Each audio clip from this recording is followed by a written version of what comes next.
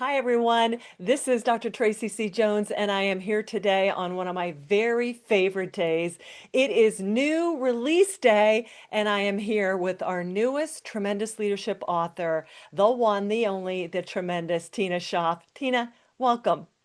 Thank you so much for having me. Super excited to be with you again. Excellent. And some of you may be looking at Tina and saying she looks very familiar.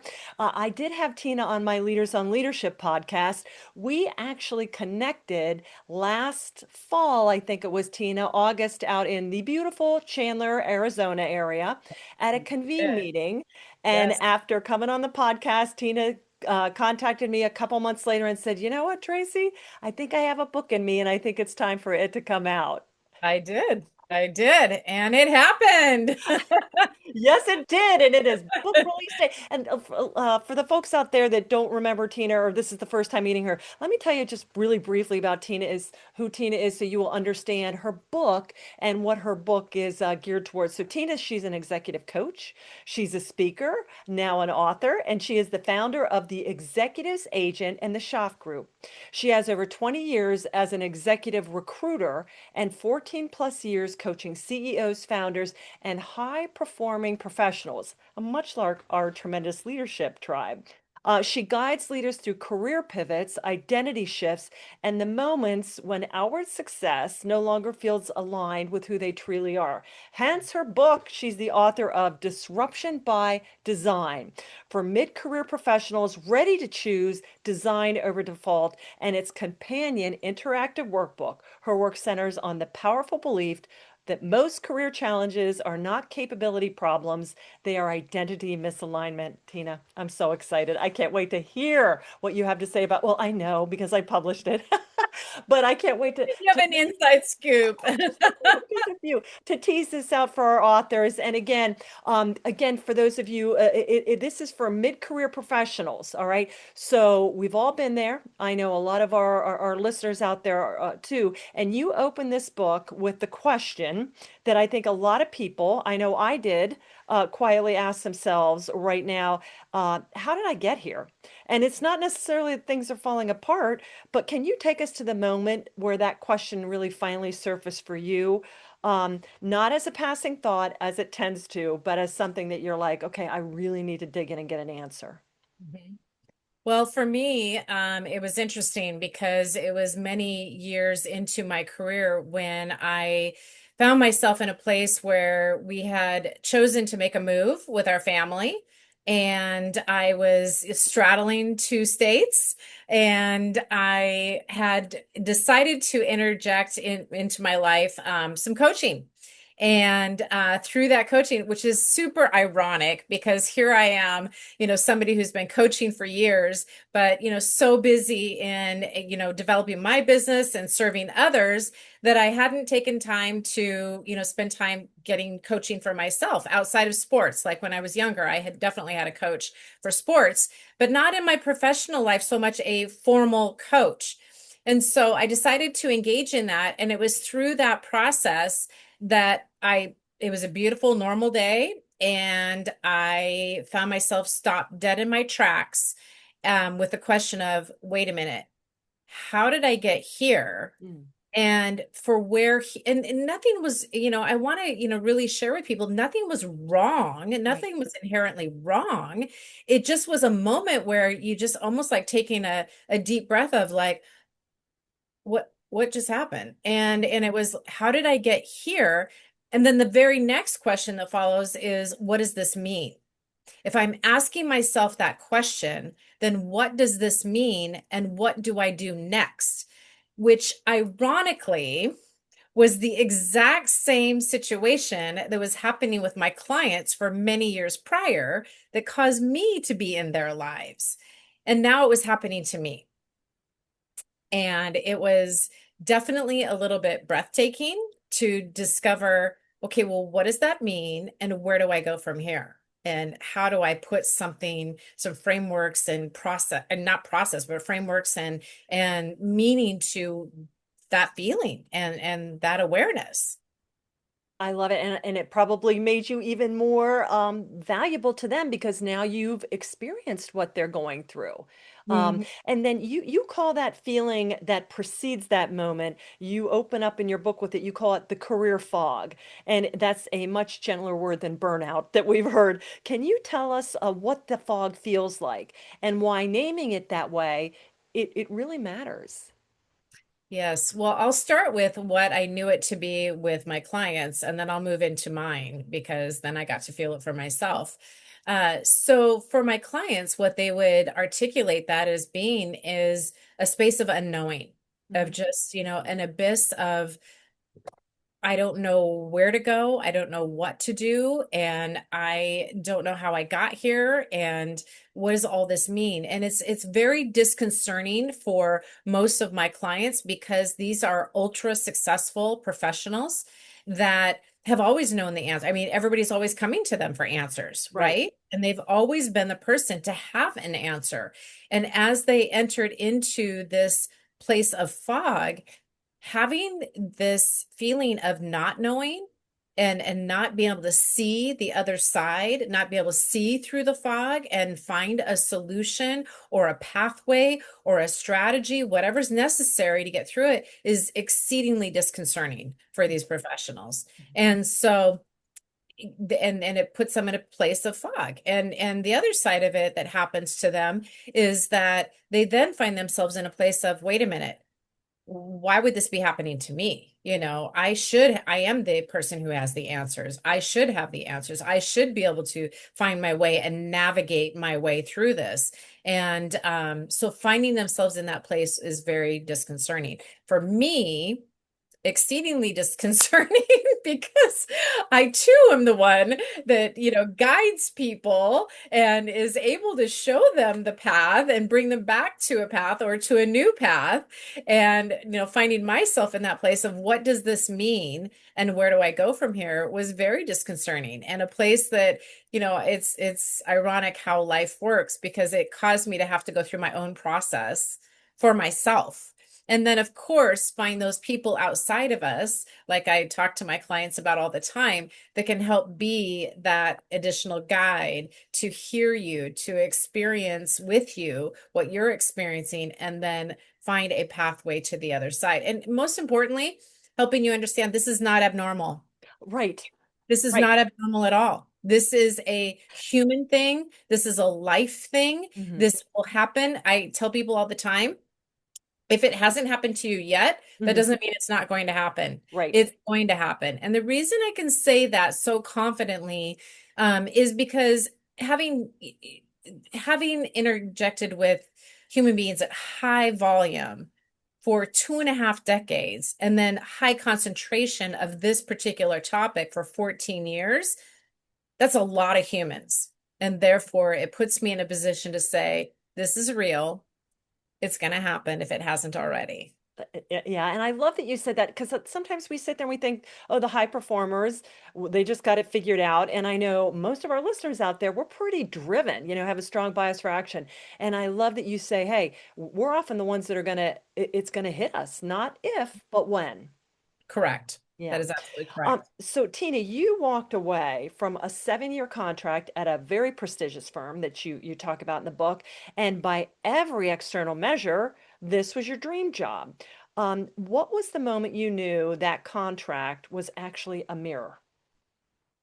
So the moment I knew was almost the moment I walked out of the room when it was offered to me. I started realizing that this was real, that, the things that they were asking of me, I had a piece of paper in my hands that was real. And Mm, I had to then resonate with, is this the path? Is this the future? Is this aligned with me?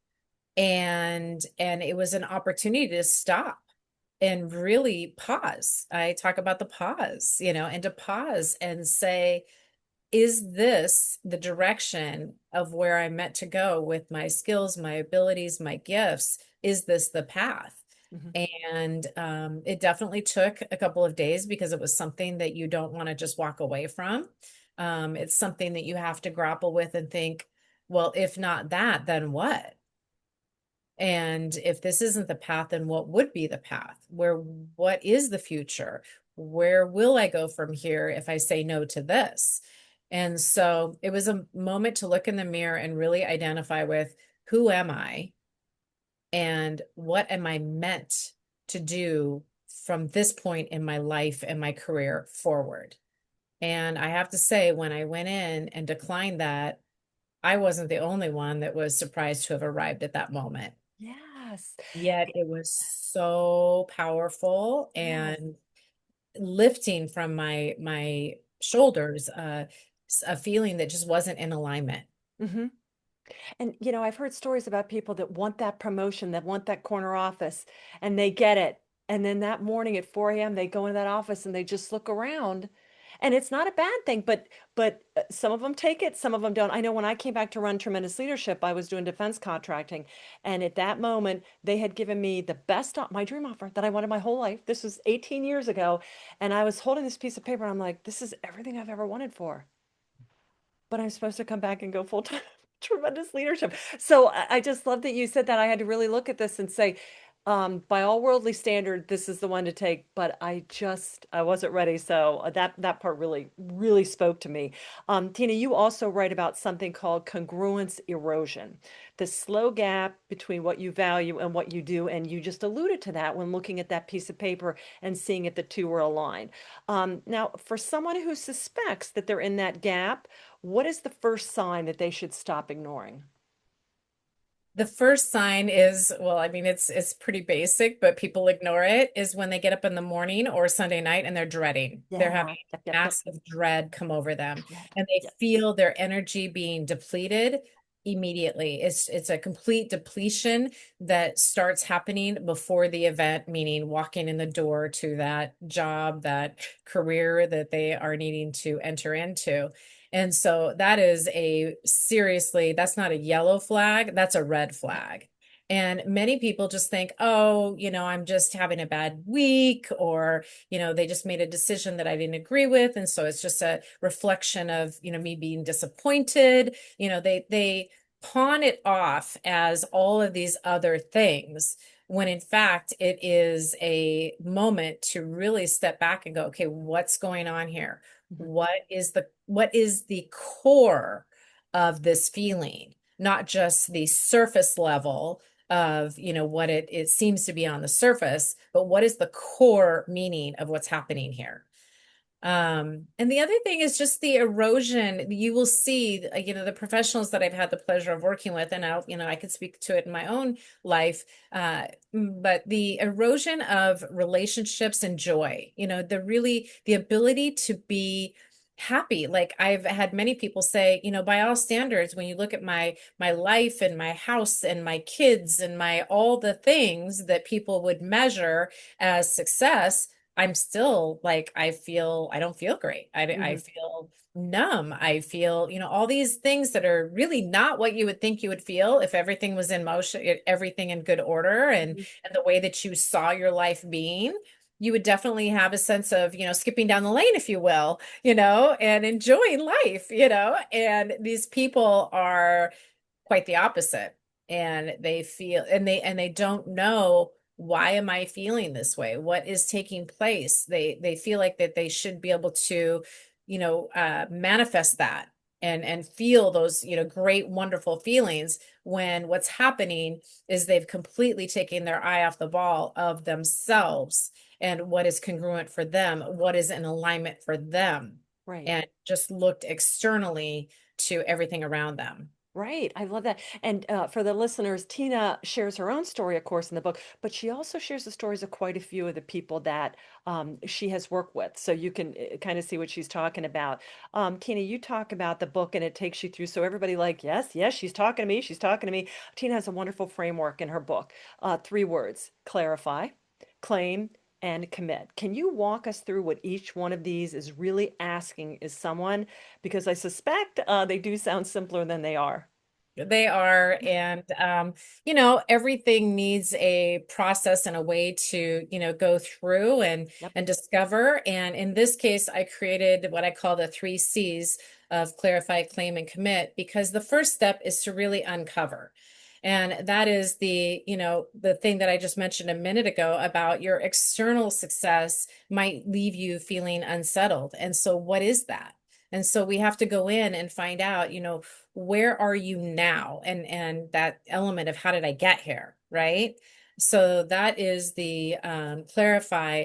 Once we get through the clarification process and where we are and what that means to us today, then we can go through and separate that out. Separate your identity from the things you do, your role, your position in life, your paycheck, whatever that may be. Mhm. And really then start, looking deeper into that and how those things are manifesting themselves in your life. And then we go through the committing process, because it's one thing to identify, it's another thing to be able to understand and determine, what is congruent or in alignment with you. It's another thing to do something about it and make a commitment towards it. Right. And so when we commit, we now have a reason for going forward. And ideally, I would never have somebody just commit to themselves. And so I talk about some other things that I'm sure we'll get into, but it's really the ability to own it and make a firm commitment that this is the way that I will choose because I've designed this, rather than defaulting to the life that I've had or the career that I've had. Now I'm choosing to design the future and committing to it. Absolutely. And the book, again, disruption by design. Disruption is a jagged word. It's often scary. It's a crisis, but that's going to happen to everybody in life. And what Tina's talking about is taking whatever happens and designing it. And some of these people that you've coached, the stories in their book, very bad things happen to them. Firing, burnout, health crises, everything. So sometimes it's, oh, I'm getting this uneasy dread, you said, loss of joy. Other times we get whacked upside the head. But either way, you can still approach it and say, whatever comes my way, I now am going to take these crumbles and I'm going to design something beautiful with it. And you write that the two most powerful words in someone's career aren't on their resume. They're I am. Help Correct. me understand why those two words, I am, carry that much weight. Well, it's a two-part question or answer rather. For me personally, I'll just speak to it personally. There is a biblical component to it, when God said, I am, that's pretty powerful. And it's interesting though to share the truth of the story of how I came to this. It just resonated with me that if people actually understood who they are at the core and what they have to offer, and they owned it, that committing element, it changed their physiology, it changed their psychology, it Mm, changed everything about them. So when I initially created the I am and the three pillars that go with that to support it, it wasn't about my personal preferences, or at least I didn't think it was. It was about just what made sense to be able to give somebody a core, a rock to stand on that was their own and unique to themselves. And what I found in doing that, even though when I started doing it, that's where disruption came. That was so disruptive to have people, lead with I am and these three pillars. It was so disruptive, and yet I asked them to take a trust me card and to just trust me and use it. And when mm, they did, the results were absolutely astounding. They came back with huge smiles on their face. Their posture was so different from, the unknowing and feeling like life had beaten them down and they didn't know what they were going to do, that fog, to being able to stand confident and proud, not proud by ego, but proud of knowing who they are and what their offering was, and to be able to say it so succinctly and clearly mm. because it was congruent, and inside of them they had committed to it and began owning it. Yeah, I love it. Yeah, and I love that they're offering. We all have to have that to feel that we have value in it. And pride and proud are two different things. We should be proud of our gifts, Yes. and pride is a different thing. Now you talk about something called the personal board of directors, and you have on your personal board of directors, I love this. You have a champion, a cheerleader, a truth teller, a herald, and an expert. Most of us have a network. Why isn't a network enough? Well, what I found is that a network is a, group of people or professionals that, you have brought into your lives. They may be, they may even be close to you. However, they are not in a position, an appointed position to speak into your life. Nice. And so when you create a board of directors, I think most of us that will be listening to this understands what a board of directors is and their purpose. When you create a personal board of directors and give them the authority to speak into your life based on their position, whether they're the herald or the champion, the cheerleader, but to speak into your life and be honest with you and truthful, using their gifts, their skills, their abilities to share information with you, they've now been appointed and given the authority to speak into your life the way a network rarely to never ever would. Right. Especially in today's world where everybody's afraid of telling the truth or telling it like it is. That's a very scary place, Yeah. right? But when you give them authority and an appointment, it was so enjoyable to go through that process because people literally said to me, I specifically have chosen people throughout the years, and there's been times where they've said, am I qualified to be in that space? And I, and I have had to say the sheer element of me asking you means you're qualified. And Right. there's a reason I'm asking you. And so it's also been empowering to them on Hmm. the other side, which is super interesting. Didn't know that that was going to happen. But for them to know where they stand in your life and then Mm. to follow you through your life and your career and to be able to have a voice is beautiful. It's Mhm. a beautiful experience that I would want for everybody, quite frankly. But yes, that's very different than having a network of people that just you hang around with or that you go to events with or that you see from time to time or that you show up in your LinkedIn profile. That's very, very different. They haven't been given authority to speak into your life. I love it. And again, she takes you through this in the book, and it's wonderful to actually ID them. So you also write about masks, because we have to confront that as we're unpacking all this. You name some of them: the fixer, the performer, the pleaser, and you tell a personal story about sitting across from a mentor in 2011 and saying, "I don't know who I am without the doing." What did he say back to you, and what did that crack open? Whew, that was a pivotal moment in my life. I want to say my career, but it was in my life. And Oh. the reason that that was a pivotal moment is because the way that I came up in the world is to, always do things at your very best, Mm. be the very best, learn as much as you can so that you can be an authority on. At that point, I think I had to be an authority on all things, and which is ridiculous, and yet that was my truth. And that was my mask of, how I show up in the world is to be knowledgeable and to be strong, in my convictions, and to always be at the top shelf, right? That's just the way that I was brought up. And what I learned from this person, this CEO, that was a gift, that is a priceless gift, was he brought me into his office and he said to me, Tina, I love what you do and I love how hard you work and the things that you achieve. And yet I just need you to know, just as you are right here and now, you are enough. There's nothing more that you need to do. There's no more knowledge you need to gain. The way that you show up in the world and the way that you convey everything that you are enough. And then he said, so stop, stop doing all this other stuff. You're going to wear yourself out. Yeah, absolutely.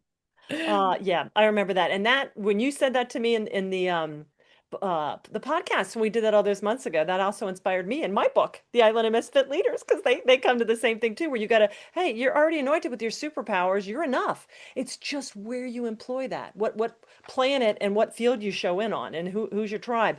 So Tina, of course, those of you that know Convene know it's a faith-based group, and you know where my eternity lies, everybody out there. And I'm sure for Tina, you can get that value congruence with her too. But Tina, faith threads quietly but unmistakably through your book. How do you talk about faith with clients who don't share yours, and how does it show up when they do? So this is fun. I literally was just speaking to a Convene member, chair moments ago, and one of the things that we discussed is that it's how faith shows up and how you interject it is an important fact. However, never hiding, who we are is very Right, important as well, right? right. And so in the context of that, knowing where a person is, I am very conscientious about not alienating people Mhm. because I know that every human, I just told you a few minutes ago, every human is going to experience this. So it doesn't matter if they are a person of faith or not, they're going to experience a moment in time where they're going to say, how did I get here and what do I do? Mhm. Right. And so I want to be able to be a positive light and resource in that person's life and meet them where they're at. And so that's my approach. Number one is to meet them where they are. Number two is I will not hide who I am because I know that because of who I am and the paths that I've chosen, the beliefs that I've chosen are the very things that will benefit my audience. And so, as much as they don't need to embrace or embody my beliefs or the way that I operate and the way that I think and move in this world, that doesn't mean that they won't benefit from it because I won't hide it. So I know that the gifts I've been given are very unique and beautiful. And I know that when I share them with others, that is how they can get through their identity, to their I am, and to their ability to live the best life that they can live.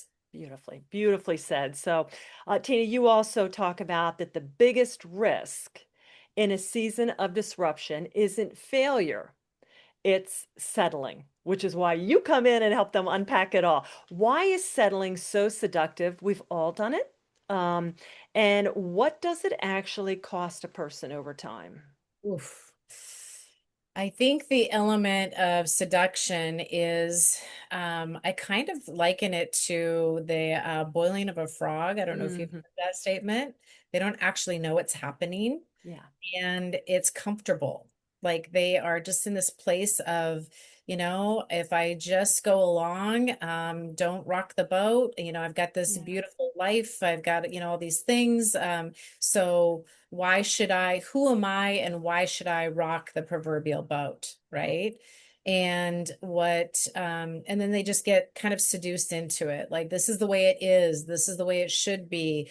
They have voices in their head that play of, people telling them that this is what they should do. This is where they should be. This is the life that it should look like. I mean, like all the shoulds, which are so wrong. Nobody should ever should on anybody. And yet it happens. And so it becomes a place of, just being settled and not, really reaching for what is best for them.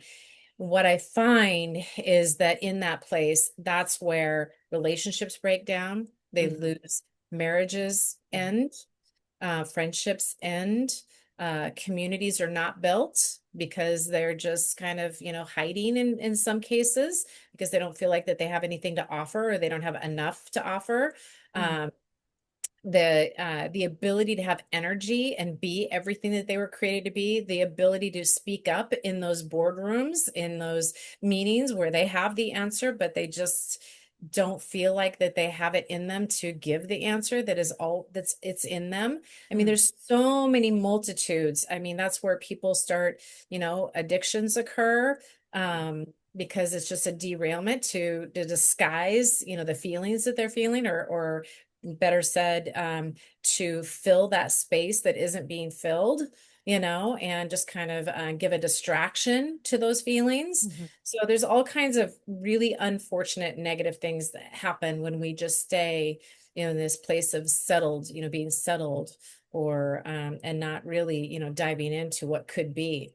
And I think the other side of it is that people just don't know, like, okay, I'm here. I'm going to look in the mirror and recognize I'm here. However, what does that mean for where could I go? What do I do? How would I get to the other side? Who can help me? And where do I feel safe? Where do I feel safe to have somebody grab me by the right hand and take me to the other side? So it can be very complex. And like I said in the beginning, particularly for executives or high performing professionals, because they think they should know. And the Right. fact of the matter is, that is not a place you've ever been before. So why should you know? Mm. Oh boy, so well put. So, other than getting your book today, right now, if somebody's listening to this, what's the one thing before any framework or assessment or downloading this, getting the workbook, what's the single move that you would ask them to make? The single move I would ask them to make is to do two things, really. One is rate on a scale of 1 to 10, rate how comfortable and confident are they in their life Okay. on a scale of 1 to 10. Like, Okay. are they achieving? Are they thriving? Are they, is this where they thought that they should be on a scale of 1 to 10? And then the second thing I would do is I would have them think back, when was a time where they felt completely in alignment with who they are and Mhm, what they were meant to do in this life? mhm, Go back, find a time where they felt in alignment. What was happening? What were they doing? What were they feeling? And what happened then to that person? mhm.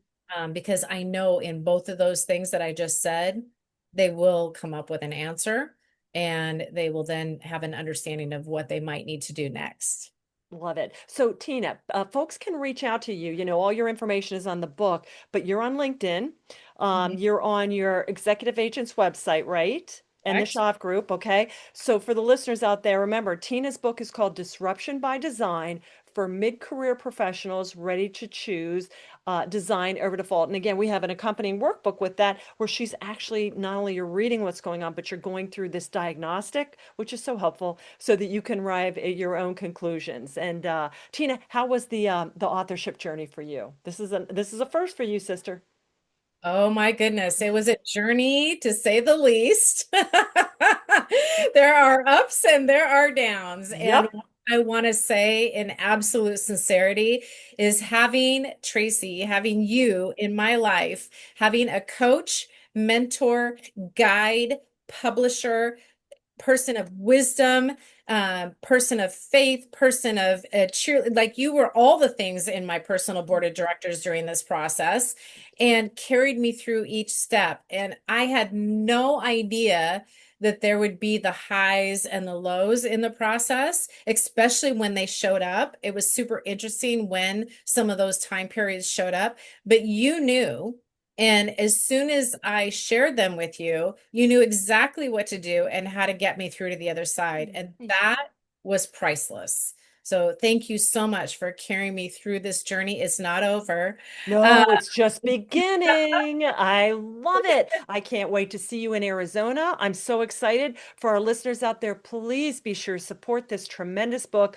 And if you're, I don't care I mean, I'm on like my fifth career. I think I'm on my last one, but I'm still evolving.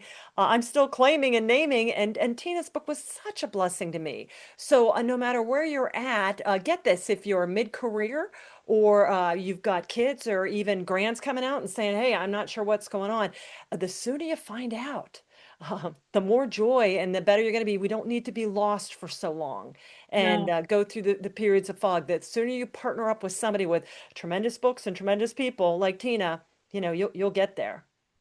can I share the book? Yes, please. So My this just copy didn't come came in yet, so I will. hot off the press. Woo! Tina, it matches you. Oh, who did that? That's incredible. It's beautiful. Yep. Girl. So hot off the press on Amazon, and can't wait to share it with the world. Yeah, thank you, Tina. And to our listeners out there, as Charlie Tremendous Jones said, you'll be the same person 5 years from now that you are today, except for two things: the people you meet and the books you read. You just met the tremendous Tina Schaaf, and you are getting ready to read her incredible book, Disruption by Design. Thank you so much, everybody, for supporting our tremendous authors, for carrying on the transformative power of books. We love you guys, Tina. Thank you again. I'm so honored to have you in our canon of tremendous authors. Much Thank, success, sister. thank you so much. You're welcome, everybody. Have a tremendous rest of your day. Make sure and go out there, get Tina's book, and be sure and leave her a review. Bye bye.